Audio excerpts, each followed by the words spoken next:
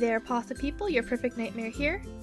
I'd just like to take a moment before the video starts to dedicate this pasta to Handmade Video 92, also referred to affectionately as Mr. Master Hand. It was his birthday on Tuesday. I'd have posted this then, but I was kind of short on time because school. So, if you haven't wished him a happy birthday yet, head over to his channel, link in the description, go do that. And hey, while you're there, check out his videos, they're pretty incredible. And Mr. Master Hand, thank you so much for all your help and all your support. You've been a great support for my channel, and I could not have reached 300 subscribers without you. I really hope you enjoyed this, as you told me that Vincent V. Cava was one of your favorite authors. And everyone else, I hope you also enjoy, and until next week, I'll see you in your nightmares. I stared up and into the heavens. Stars dotted the evening sky like little white splotches of paint, haphazardly splattered across a blank canvas by some wannabe artist, believing himself to be the second coming of Jackson Pollock. It reminded me of the type of piece one might find in a terrible surrealist art gallery. One where pretentious hipsters sip $2 chuck out of plastic coffee cups, all the while hoping their idiotic interpretations of each exhibit will make others think they're more intelligent than they actually are. On a nearly moonless night, the tiny twinkling specks of light were the only things illuminating the darkness brought on by dusk. I had grown to look forward to nightfall. The days had become unbearable due to the constant bombardment of UV rays that I had been forced to endure. The evening's cool air tended to my damaged skin and gave me reprieve from the daily beatings I took from the sun. The night also provided constellations, which had become a welcome distraction. The stars told stories that helped me forget about the decrepit old lifeboat in the middle of the ocean that I was stranded in.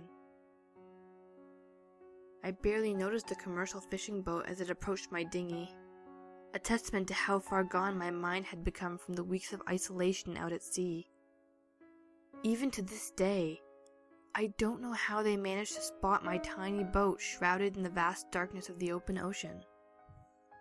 Hey there, are you okay? The young man was looking down at me from the bow of the ship. His piercing blue eyes almost glowed in contrast to the black sky behind him. Upon further inspection, I could see the whiskers that had begun to sprout from his face, a result of going days without shaving while out on the water. As he scratched his stubbly chin, more of the crew crowded around the front of the boat to take a gander at me. I suppose a half-dead woman marooned at sea was the strangest sight they'd seen in quite a while. An honor I would hold for only the briefest of moments.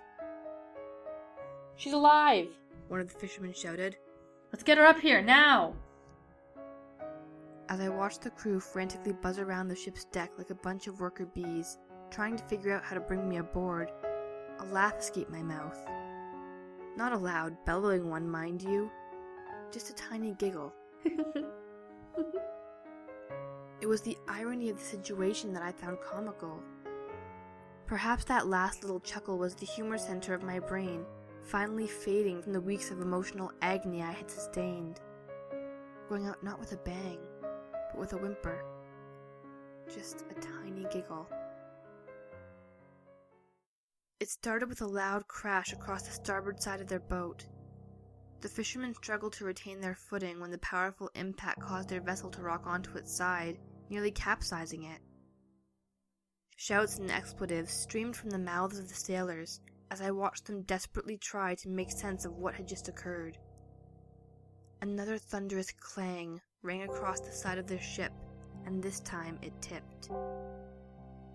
The once silent ocean air was now filled with the sounds of chaos as the trawler smashed across the surface of the sea, flipping completely upside down and sending the men toppling overboard into the cold, murky water.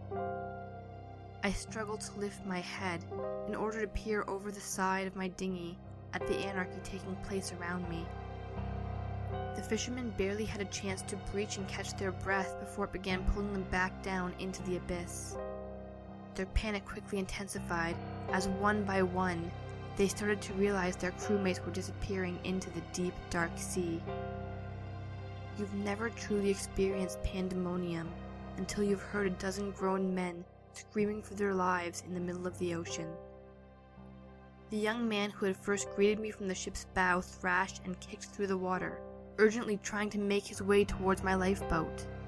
With salvation merely inches away, he flailed his arms wildly, reaching and grasping with reckless abandon, attempting to grab onto the side.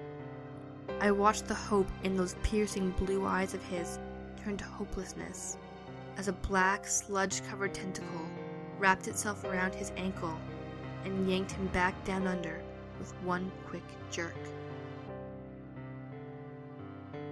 It was the fishing boat's turn now. Still submerged, the sea beast easily crumpled the twisted hunk of metal before sinking it down to the watery graveyard at the bottom of the briny deep. There it would join countless other vessels that had shared a similar fate. Without warning, the massive creature erupted from the surface of the sea. I wondered briefly if the salty taste of the water that splashed my face when the beast made its appearance stemmed from the ocean itself, or from the blood of the men who had died in it. I shut my eyes, hoping not to catch a glimpse of its horrible features. The sound of water trickling around the Leviathan's body as it waded towards my lifeboat caused me to wince in fear. Though my eyes were clenched tight, I could still feel its awful presence as it closed in on me. I gagged and choked as the rancid smell of its hot breath forced its way into my nostrils and down my throat. With a thud, it dropped a mangled human limb across my lap, one of the fisherman's arms to be precise. It spoke only one word, the same word it had said to me many times before, and the same word it would repeat many times after. Hurt. And with that, it slithered back into the sea, leaving me to myself again. I opened my eyes and stared down at the mutilated piece of flesh lying across my sunburnt thighs. For a moment, I was tempted to throw it back overboard, but thought better of it, fearing retaliation from the creature for not listening to its commands.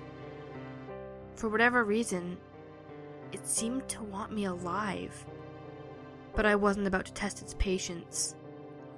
I sunk my teeth into the skin and tore a chunk of muscle from the bone.